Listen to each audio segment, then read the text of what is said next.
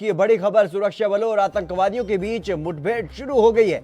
ये बड़ी खबर, राजौरी के कालाकोट इलाके में आतंकियों ने गोलीबारी की है और सुरक्षा बलों द्वारा सर्च ऑपरेशन चलाया जा रहा है, जिसके दौरान ये मुठभेड़ हुई है। जम्मू कश्मीर से ये बड़ी खबर आपको बता रहे हैं। जम्मू कश्मीर में सुरक्षा बलों और आतंकवादियों के बीच मुठभेड़ शुरू हो गई है। राजौरी के कालाकोट इलाके में आतंकवादियों ने गोलीबारी की है और सर्च ऑपरेशन चलाया जा रहा है सुरक्षा बलों के द्वारा, जिसके रविंद्र श्रीवास्तव हमारे संवाददाता हमारे साथ जुड़ गए अधिक जानकारी के साथ। रविंद्र जी, क्या कुछ जानकारी मिल पा रही है? आतंकवादियों और सुरक्षा बलों के बीच में मुठभेड़ जारी है।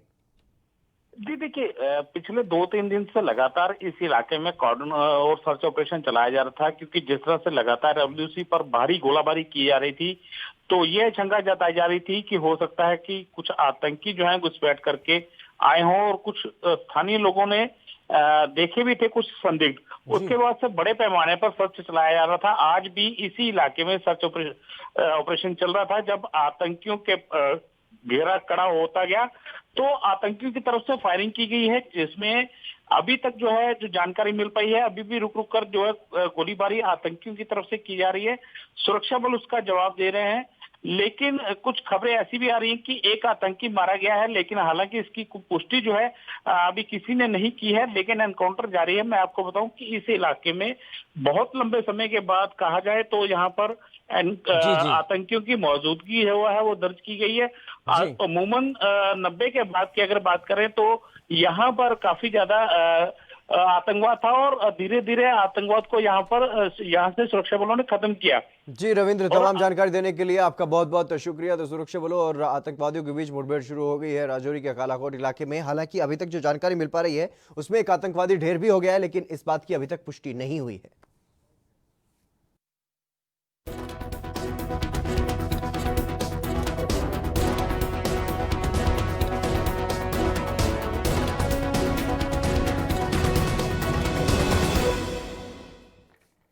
नमस्कार, एएनबी न्यूज देख रहे हैं आप और मैं हूं आपके साथ हितेंद्र। क्या बोलती दुनिया में आप सभी का स्वागत है।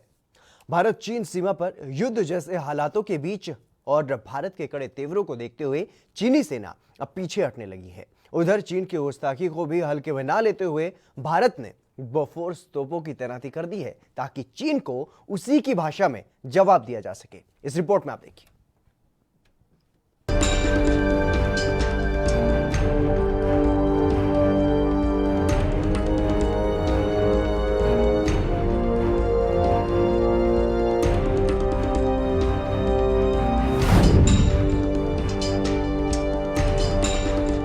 भारत चीन के बीच पिछले 1 महीने से भी ज्यादा समय से लद्दाख बॉर्डर पर तनाव जारी है, जहां चीन क्षेत्र में अशांति फैलाने के लिए तंबू गाड़ कर बैठा हुआ है, तो वहीं भारत भी 1962 का बदला लेने के लिए मौके की तलाश में बैठा दिखाई दे रहा है।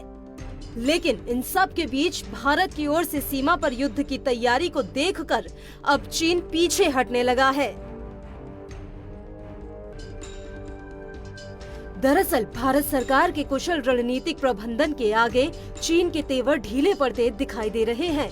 आपको बता दें कि अहम बात ये है कि लद्दाख के पास लाइन ऑफ एक्चुअल कंट्रोल यानी LAC के पास भारत ने हवाई पट्टी का निर्माण तेज किया है। इसके अलावा बोफोर्स आर्टिलरी की तैनाती भी की जा रही है। इससे चीन के सैनिकों के होश उड़े हुए हैं। हालांकि चीन को लगा था कि वो बॉर्डर पर सैनिकों की तैनाती करेगा तो भारत डर जाएगा, लेकिन उल्टा भारत ने बॉर्डर पर सैनिकों की तैनाती बढ़ा दी और ताकतवर मिसाइलें तैनात कर दी हैं, जिसे देखकर ये लग रहा है कि भारत इस बार चीन को बख्शने के बिल्कुल भी मूड में नहीं है। इधर दोनों देशों के बीच चले आ रहे तनाव को देखते हुए भारत ने अनंतनाग के पास NH-44 पर इमरजेंसी हवाई पट्टी का निर्माण तेज कर दिया है, ताकि किसी भी इमरजेंसी की स्थिति में लड़ाकू विमानों या अन्य विमानों को उतारा जा सके। बता दें कि भारत अपने सैनिकों की मदद के लिए बहुत पहले से हवाई पट्टी का निर्माण कर रहा है। इसके निर्माण से सीमा पर तैनात सुरक्षा बलों को राशन, हथियार और स्वास्थ्य सेवाएं कम समय में पहुंचाने में मदद मिलेगी। उधर LAC के पास चीन ने भी कई तरह के निर्माण कर लिए हैं और कई तरह के हथियारों की सप्लाई बढ़ा दी है। उल्लेखनीय है कि वायुसेना की ओर से दक्षिण कश्मीर में बिजबेहरा इलाके के पास NH-44 पर हवाई पट्टी बनाई जा रही है, जिसकी लंबाई करीब 3 किलोमीटर है। चीन के बीच जारी तनाव के कारण 2 दिन पहले ही इस पट्टी का निर्माण शुरू हुआ, जो युद्ध स्तर पर चल रहा है। बता दें कि मोदी सरकार चीन को उसी की भाषा में जवाब देना जानती है। पहले भी चीन ने जब दुस्साहस किया था, तब मोदी सरकार के नेतृत्व में भारत के बहादुर सैनिकों ने चीनी सैनिकों के होश ठिकाने लगाए। डोकलाम विवाद के समय में भी चीन को पीछे ही हटना पड़ा था। आमने सामने कभी नहीं जीत सका चीन। हालांकि इन सब के बीच भले ही चीन पीछे हट रहा हो, लेकिन 1962 में भी चीन धोखे से ही भारत में घुसा था और भारत के बहुत बड़े क्षेत्रफल पर कब्जा कर लिया था। लेकिन आमने सामने की लड़ाई में चीन कभी भी भारत से नहीं जीत सका है, चाहे वो 1967 की लड़ाई हो या फिर डोकलाम विवाद। बता दें कि 2017 में डोकलाम में सड़क निर्माण को लेकर भारतीय सेना ने चीनी सैनिकों पर चढ़ाई कर दी थी, जिसके बाद उन्हें पीछे हटना पड़ा था। इसी तरह चोला और नाथुला पास पर 1967 में हुई 10 दिन की लड़ाई में चीन को करारी हार मिली। उसके 400 से अधिक सैनिक मारे गए, जबकि भारत को सिर्फ 65 सैनिकों का नुकसान हुआ था। सीमा पर बोफोर्स तोप की तैनाती। हालांकि सूत्रों की माने तो मौजूदा समय में भारत के कड़े तेवर देख चीन पीछे हट रहा है, लेकिन भारतीय सेना की ओर से चीन को लेकर कोई कोताही नहीं बरती जा रही है। भारतीय सेना की ओर से चीन सीमा पर बोफोर्स तोप की तैनाती कर दी गई है। कोरोना पर घिरा चीन तो लगा ध्यान भटकाने।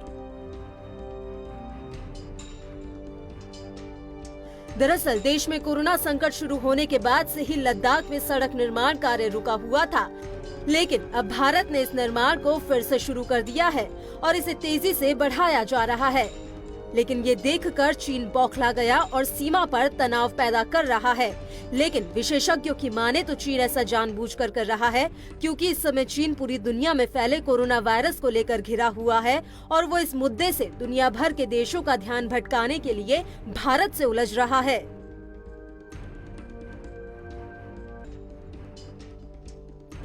भले ही भारतीय सेना की तैयारियां देख चीन पीछे हटा हो, लेकिन चीन पर कभी भी भारत ने भरोसा नहीं किया है। भले ही प्रधानमंत्री नरेंद्र मोदी ने चीनी राष्ट्रपति से हाथ मिलाया हो, लेकिन कभी दिल नहीं मिलाया, क्योंकि कुत्ते की दुम कभी भी सीधी नहीं होती और इस बात को पीएम मोदी भली भांति जानते हैं। News desk special report ANB news.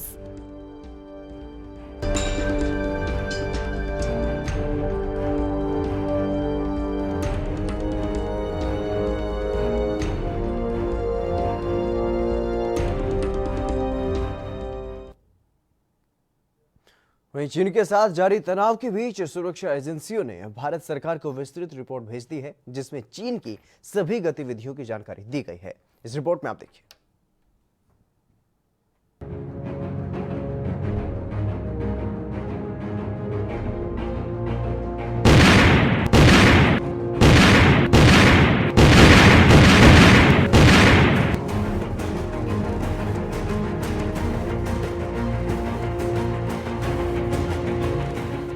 चीन से लद्दाख मुद्दे पर द्विपक्षीय वार्ता से पहले सुरक्षा एजेंसियों ने पूर्वी लद्दाख में चीनी सेना की गतिविधियों की विस्तृत रिपोर्ट सरकार को सौंपी है। रिपोर्ट में चीन की गतिविधियों के साथ ही भारतीय सेना की तैयारियों के बारे में भी विस्तृत जानकारी दी गई है। जिन सुरक्षा एजेंसियों की नजर लद्दाख की हालिया गतिविधियों पर है, उन सभी ने रिपोर्ट में सरकार को इस बात की जानकारी दी है कि कैसे पूर्वी लद्दाख में चीनी सेना की तैनाती की गई है। वहीं इस रिपोर्ट में बताया गया है कि चीन ने पूर्वी लद्दाख सीमा के पास अलग अलग स्थानों पर अपनी सेनाओं को तैनात किया है। सूत्रों के मुताबिक इस रिपोर्ट में हर गतिविधि का जिक्र है।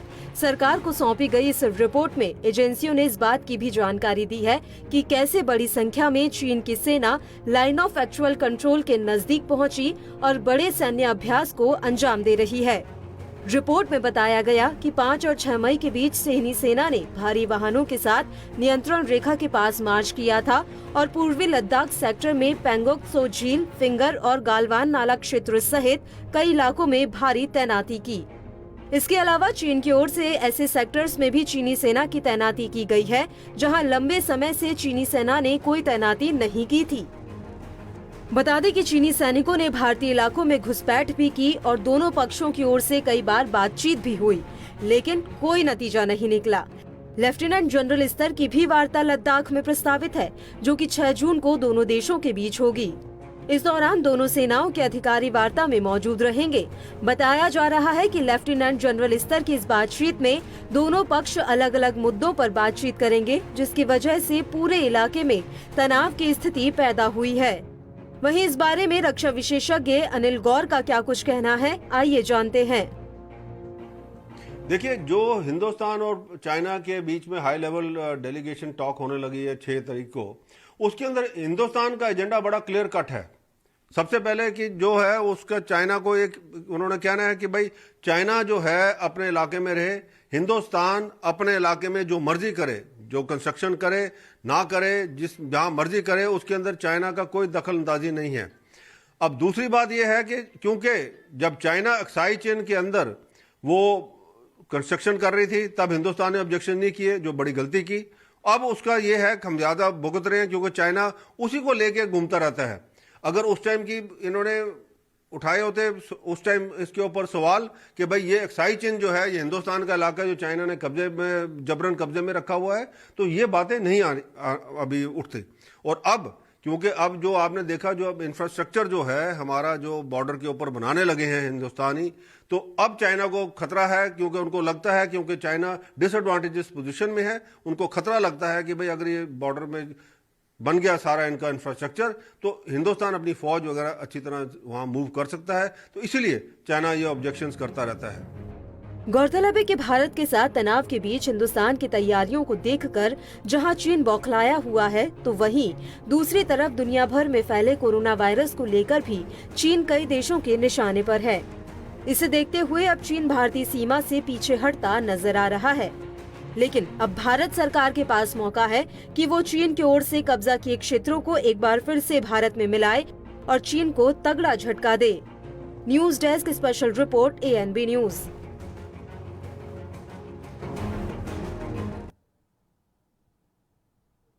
वहीं चीन के साथ जारी तनाव को लेकर के 6 जून को लेफ्टिनेंट जनरल स्तर की वार्ता लद्दाख में होने वाली है, जिसे लेकर के रक्षा विशेषज्ञों ने अलग अलग राय दी है। क्या कुछ कहना है उनका, आपको सुनाते हैं। चाइना की घुसपैठ के पीछे कई मकसद थे। पहले डाइवर्ट अटेंशन, चाइना की इकोनॉमी और इमेज सिंक हो रही है। दूसरा, फोर्स हिंदुस्तान की वो वेस्टर्न वर्ल्ड के साथ मिलकर चाइना को कंडेम ना करे। तीसरा, जो हिंदुस्तान इकोनॉमिक रिलेशंस को रीथिंक कर रहा है उसको रीथिंक करना बंद कर दे। और चौथा, हिंदुस्तान जो अपना इंफ्रास्ट्रक्चर डेवलप कर रहा है क्रिटिकल एरियाज में, उसको रोक दे। लेकिन हिंदुस्तान का रिस्पॉन्स और रैपिड बिल्डअप से चाइना काफ़ी ज़्यादा घबरा गया। उसको साफ तौर पे नज़र आता है कि हिंदुस्तान जो है किसी प्रकार कॉम्प्रोमाइज़ नहीं करेगा। 6 जून की मीटिंग से पहले जो 2 लेफ्टिनेंट जनरल्स के बीच में होगी, चाइना ने तो थोड़ा सा एक किस्म का रिलैक्सेशन दिखाया है। उसने अपने ट्रुप्स को गलवान वैली में 2 किलोमीटर पीछे किया और हिंदुस्तान ने भी 1 किलोमीटर पीछे किया। हिंदुस्तान को इंसिस्ट करना है कि चाइना अपनी इंक्लूजन को वोकेट करे, हमको पीछे नहीं हटना, क्योंकि हमारी टेरिटरी है और ये इंक्लूजन केवल और केवल चाइना की तरफ से हुई है। दूसरा, जहाँ तक पेगोंग त्सो लेक का ताल्लुक है, चाइना फिंगर 4 तक आ चुका है जो हिंदुस्तान की टेरिटरी है, और चाइना को वहाँ से हटना होगा, ना कि हिंदुस्तान को। वहीं रक्षा विशेषज्ञ PK सहगल के साथ ही डिफेंस एक्सपर्ट SP सिन्हा ने भी 6 तारीख को होने वाली वार्ता को सकारात्मक बताया है। साथ ही उनका कहना है कि लद्दाख बॉर्डर से चीन को वापस जाना चाहिए, क्योंकि ये भारत का हिस्सा है। ये बहुत सकारात्मक कदम है और दोनों देश के हित में है। पहली बात तो ये है कि ये जो टेंशन है LAC पे लद्दाख, ईस्ट लद्दाख में, उसका समाधान है बातचीत हो सकता है जब वातावरण अनुकूल हो। वातावरण अनुकूल तब हो सकता है जबकि चाइना अपने अच्छे नियत का प्रदर्शन करे, और अच्छे नियत का प्रदर्शन है कि आप अपनी जगह से वापस जाओ और हिंदुस्तान के टेरिटरी को ग्रैब करने की। वहीं इसके साथ ही एसपी सिन्हा ने भारतीय लेफ्टिनेंट जनरल को इस वार्ता के दौरान चीन की विस्तारवादी नीति का मामला उठाने की भी सलाह दी। उनका कहना है कि चीन भारत को आश्वासन दे कि वो अपनी विस्तारवादी नीति को छोड़ देगा। लेकिन जो 6 जून को जो मीटिंग होने वाली है, उस मीटिंग में जो हमारे लेफ्टिनेंट जनरल्स होंगे हिंदुस्तान के आर्मी के, भारतीय थल सेना के, मेरा सुझाव है कि उनको ये सब मुद्दा उठाना चाहिए कि चीन मैक्रो इश्यूज, जो स्ट्रेटजिक इश्यूज है, उसको संबोधित करे। और वो क्या है कि चीन अपना विस्तारवाद की नीति को त्याग करने का कमिटमेंट दे, भरोसा दे, सलामी स्लाइसिंग जो टेक्निक है चीन का, उसको त्याग करने का भरोसा दे, आश्वासन दे। वो हिंदुस्तान के लिए, हिंदुस्तान की जो भौगोलिक इंटेग्रिटी है और जो सॉवरेंटी है, उसका सम्मान करने का कमिटमेंट दे। जब ये सब होगा तो रिश्ता स्वाभाविक है, अच्छा होगा। और यदि ये सब नहीं होता है तो ये रूटीन बन जाता है चीन के तरफ से कि चीन के आंतरिक कुव्यवस्था के कारण जब चीन के प्रेसिडेंट जी जिनपिंग की जो लोकप्रियता घटने लगती है, आर्थिक स्थिति खराब होने लगती है, तो एलएसी पे वो समस्या खड़ा कर देते हैं। गौरतलब है कि चीन अपनी विस्तारवादी नीतियों को लेकर पड़ोसी देशों के निशाने पर रहा है। जहां चीन अरुणाचल प्रदेश को अपना क्षेत्र बताता रहा है, तो वहीं लद्दाख से लगते एक बड़े भूभाग को भी वो अपना क्षेत्र बताता है। और मौजूदा समय में लद्दाख में चल रहे तनाव का कारण भी सीमा विवाद ही है, जिसे लेकर दोनों देश एक दूसरे के आमने सामने हैं। ANB न्यूज के लिए स्पेशल डेस्क की रिपोर्ट।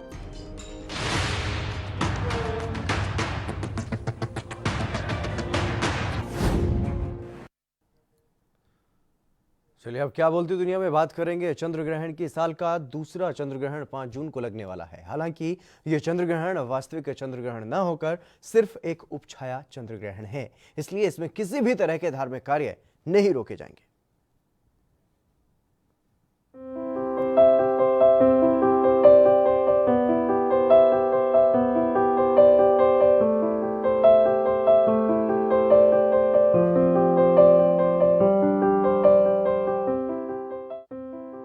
साल 2020 का दूसरा चंद्र ग्रहण 5 जून को लगने वाला है।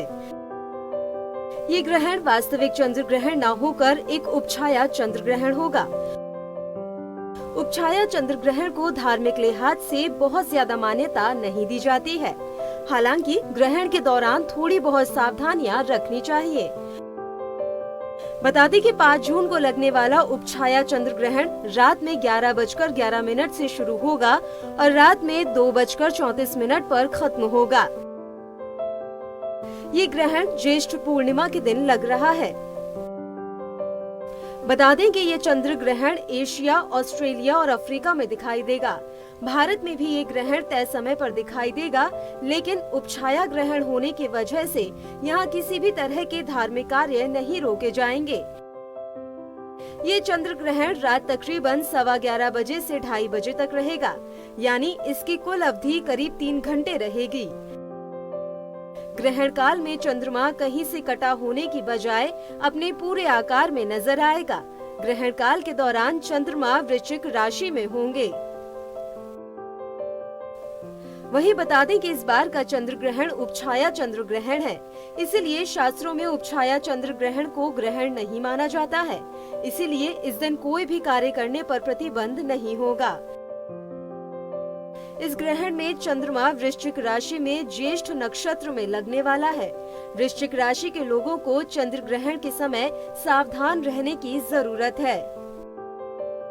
5 जून को लगने वाला ग्रहण उपछाया चंद्र ग्रहण है। चंद्र ग्रहण के शुरू होने से पहले चंद्रमा धरती के उपछाया में प्रवेश करता है। जब चंद्रमा पृथ्वी की वास्तविक छाया में प्रवेश किए बिना ही बाहर निकल आता है तो उसे उपछाया ग्रहण कहते हैं। चंद्रमा जब धरती की वास्तविक छाया में प्रवेश करता है तभी उसे पूर्ण रूप से चंद्र ग्रहण माना जाता है। उपछाया ग्रहण को वास्तविक चंद्र ग्रहण नहीं माना जाता है। ज्योतिष विद्या में भी उपछाया को ग्रहण का दर्जा नहीं दिया गया है। ज्योतिष शास्त्रों के अनुसार उपछाया चंद्र ग्रहण को ग्रहण की श्रेणी में नहीं रखा जाता है, इसलिए बाकी ग्रहण की तरह इस उपछाया चंद्र ग्रहण में सूतक काल नहीं लगेगा। सूतक काल मान्य न होने की वजह से मंदिरों के कपाट बंद नहीं किए जाएंगे और न ही पूजा पाठ वर्जित होगी। इसलिए इस दिन आप सामान्य दिन की तरह ही सभी काम कर सकते हैं। दरअसल जब सूर्य और चंद्रमा के बीच पृथ्वी आ जाती है तो सूर्य की पूरी रोशनी चंद्रमा पर नहीं पड़ती है, इसे चंद्र ग्रहण कहते हैं। जब सूर्य, पृथ्वी और चंद्रमा एक सरल रेखा में होते हैं तो चंद्र ग्रहण की स्थिति होती है। चंद्र ग्रहण हमेशा पूर्णिमा की रात में ही होता है। एक साल में अधिकतम 3 बार पृथ्वी के उपछाया से चंद्रमा गुजरता है, तभी चंद्र ग्रहण लगता है। चंद्र ग्रहण एक खगोलीय स्थिति है।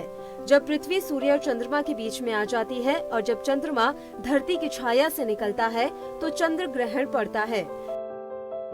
जब पृथ्वी सूर्य की किरणों को पूरी तरह से रोक लेती है तो उसे पूर्ण चंद्र ग्रहण कहते हैं, लेकिन जब चंद्रमा का सिर्फ एक भाग छिपता है तो उसे आंशिक चंद्र ग्रहण कहते हैं।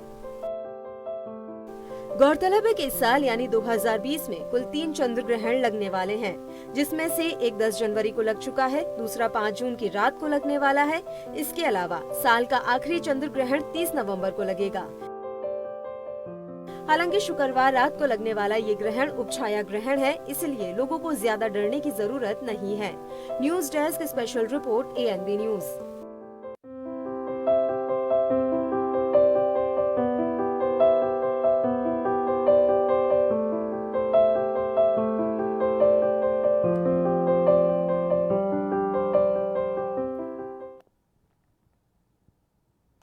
अर्थव्यवस्था को पटरी पर लाने के लिए देश में 4 लॉकडाउन के बाद 5वें लॉकडाउन को अनलॉक 1 का नाम दिया गया है। लेकिन इस दौरान लोगों को मिली छूट के बाद देश में कोरोना मरीजों की संख्या तेजी से बढ़ी है, जिसे देखते हुए दिल्ली की केजरीवाल सरकार ने एक हफ्ते के लिए दिल्ली के सभी बॉर्डर सील कर दिए हैं। उधर हरियाणा से भी आने वाले उन्हीं वाहनों को एंट्री दी जा रही है जिन्हें प्रशासन की ओर से पास जारी किए गए हैं।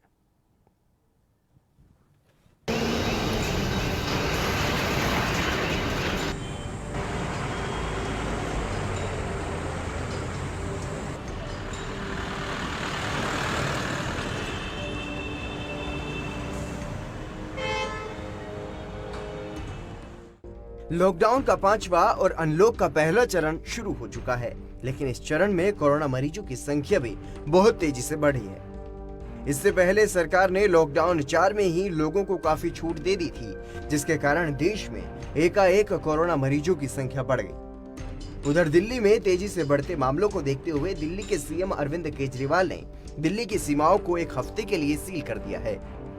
इसी बीच अगर हरियाणा बॉर्डर की बात करें तो यहाँ फरीदाबाद में वाहनों की आवाजाही पहले की तरह जारी है।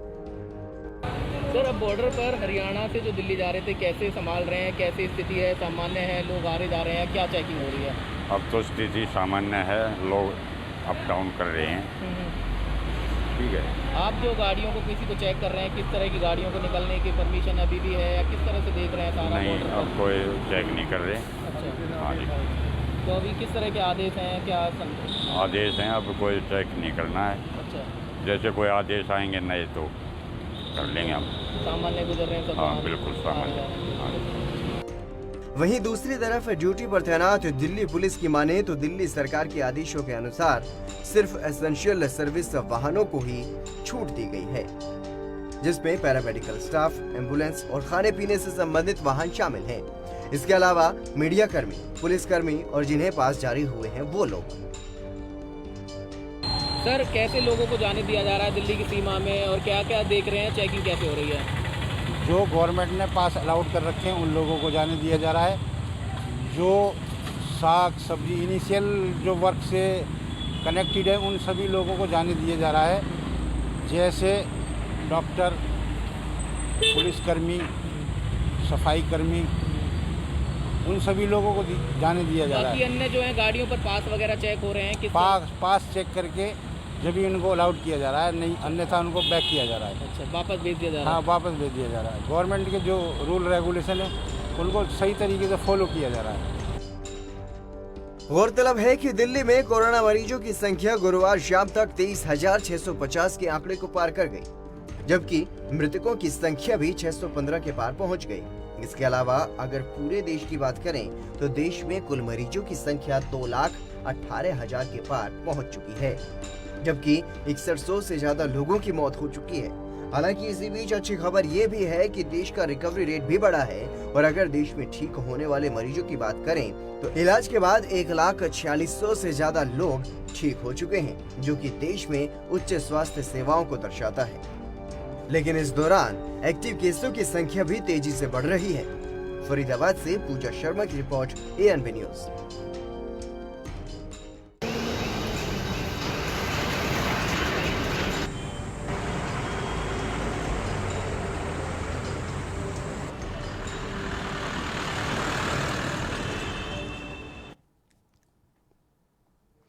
लॉकडाउन के चलते बेरोजगारी का शिकार हो चुके मजदूरों को केंद्र और राज्य सरकारों ने मनरेगा योजना के तहत रोजगार दिया है, ताकि लोग भूखमरी का शिकार ना हो और उनका घर चल सके। लेकिन छत्तीसगढ़ के वेलाईगढ़ में मनरेगा योजना के तहत काम कर रहे मजदूर सरेआम सोशल डिस्टेंसिंग की धज्जियां उड़ाते हुए दिखाई दिए, जिसमें एक बार फिर से प्रदेश में कोरोना संक्रमण का खतरा बहुत ज्यादा बढ़ गया है। इस रिपोर्ट में आप देखिए।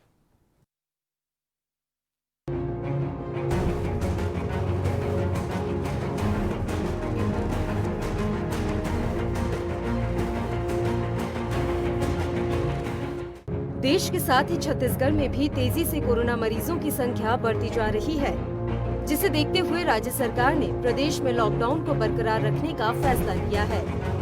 लेकिन इसके साथ ही लोग भुखमरी और बेरोजगारी का शिकार न हो, इसे देखते हुए भी कुछ कार्यों में सोशल डिस्टेंसिंग के साथ छूट दी गई है। लेकिन यहाँ पंचायत स्तर के जिम्मेदार अधिकारियों की लापरवाही के चलते खुलेआम सोशल डिस्टेंसिंग की धज्जियां उड़ाई जा रही हैं। ताजा मामला बलौदाबाजार जिले के ब्लॉक मुख्यालय बिलाईगढ़ का है, जहां ग्राम पंचायत चिकनीडीही में मनरेगा योजना के तहत काम चल रहा है और इस काम में लगभग 400 से ज्यादा लोग काम कर रहे हैं। लेकिन पंचायत स्तर के जिम्मेदार कर्मचारियों की उपस्थिति में यहां सोशल डिस्टेंस का बिल्कुल भी पालन नहीं हो रहा और न ही किसी ने मास्क पहना हुआ है। बता दें कि यहां मनरेगा योजना के तहत चल रहे काम की देखरेख और मैनेजमेंट के लिए 10 मेट और एक रोजगार सहायक उपस्थित है, लेकिन फिर भी ये लोग सोशल डिस्टेंस जैसी लापरवाही को कंट्रोल नहीं कर पा रहे। ऐसे में आने वाले समय में यहाँ कैसा माहौल होगा ये कह पाना मुश्किल है। वहीं इसे लेकर जब हमने रोजगार सहायक से बात की तो क्या कुछ कहना था उनका, जरा आप भी सुनिए। तो कल से काम चालू हुआ है। हाँ, कल से। तो मास्क और सैनिटाइजर का वितरण हुआ है कि नहीं हुआ? यहाँ हो गया है, बांटे थे पंचायत से पूरा। यहाँ कार्यस्थल में बांटे हैं? नहीं, कार्यस्थल में अभी नहीं बांटे हैं जी। पहले इससे पहले करमंदी में कार्य हुआ था ना जी जी, वहाँ सभी मजदूर को दिया गया था। लेकिन यहाँ चिकनीडी में कार्यस्थल में अभी नहीं बांटे और गए? अभी नहीं बांटे हैं जी। लॉकडाउन का पूरा धज्जियां उड़ाया जा रहा है, इस संबंध में आपका क्या कहना है? नहीं, जैसे कि देखिए अब गाँव देहात में ऐसा होता है, मजदूर को हम लोग समझा रहे हैं जी सोशल डिस्टेंस का पालन करना है भाई। जी तो एक एक गड्ढे में 2 आदमी बैठा दिए हैं जी और थोड़ा तो शुरू में लगता है समझाने में, 500 मजदूर हैं जी। और इतना को तो आपके बात को नहीं मार रहे हैं क्या मजदूर? नहीं मार रहे हैं, सभी मार रहे हैं। मार रहे हैं तो फिर ऐसे कैसे हो रहा है? अब मान तो रहे हैं, अब से इतना ज़्यादा है ना मजदूर, तो क्या है यहाँ से एक आदमी कंट्रोल करना, मेट हैं 10 हमारे, उनको ही बोलते हैं और धीरे धीरे हो जाएंगे। लेकिन तो सुना आपने, रोजगार सहायक एक भी सवाल का ठीक तरह से जवाब नहीं दे पाए। और जब हमने उप सरपंच से बात की तो उनका क्या कुछ कहना था वो भी सुन लीजिए। कार्यस्थल में तो नहीं बांटे गए हैं, बाकी सभी को घर घर पूरा पंच लोग हर वार्ड में घर घर घूमकर सैनिटाइजर, साबुन, मास्क का पूरा बांटा गया है।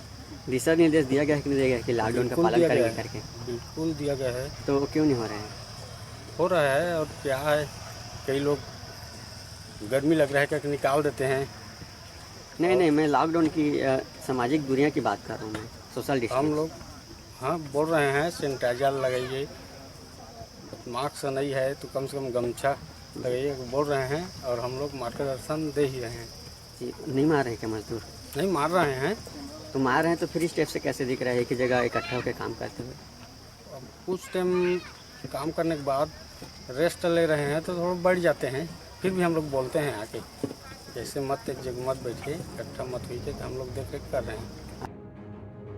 तो ये भी सुना आपने, जिस स्थान पर काम हो रहा है और जहां भारी संख्या में लोग हैं, वहीं पर सोशल डिस्टेंसिंग का पालन नहीं हो रहा, और तो और मास्क का तो नामो निशान ही नहीं है। लेकिन यहाँ अगर कोई एक भी मजदूर कोरोना संक्रमित हुआ तो ये सभी मजदूरों के लिए कितना घातक साबित हो सकता है, ये शायद इसका अंदाजा इनकी देखरेख करने वाले अधिकारियों को भी नहीं है। अब देखना होगा कि छत्तीसगढ़ सरकार इस पर क्या कार्रवाई करती है और कब तक कार्रवाई हो पाती है। बलौदाबाजार, राजू निराला की रिपोर्ट, ANB न्यूज।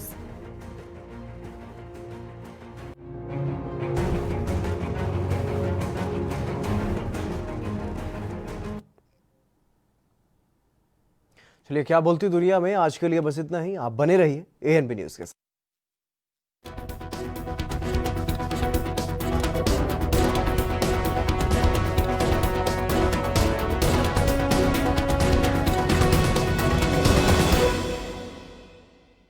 अपना इतिहास देखो पंजाब का। फतेह का मतलब जितना, फतेह का मतलब ये है कि ਜਿਹੜੀ ਇਹ ਬਿਮਾਰੀ ਆਈ ਹੈ ਇਹਦੇ ਤੇ ਅਸੀਂ ਕਾਬੂ ਪਾਉਣੀ, ਉਹ ਸਾਡੀ ਫਤਿਹ ਹੋ। ਔਰ ਪੰਜਾਬ ਨੂੰ ਸਹੀ ਰੱਖਣਾ, ਉਹ ਫਤਿਹ ਹੈ ਸਾਡੀ। ਸਾਡੇ ਲੋਕ ਖੁਸ਼ੀ ਰਹਿਣ, ਸੁਖੀ ਰਹਿਣ, ਉਹ ਫਤਿਹ ਹੈ ਸਾਡੀ। ਇਹ ਨਾ ਸਮਝੋ ਕਿ ਲੜਾਈ ਮੁੱਕੀ ਆ, ਤਾਂ ਹਾਲੇ ਚੱਲਣੀ ਹੈ, ਬੜੀ ਦੇਰ ਚੱਲਣੀ ਹੈ।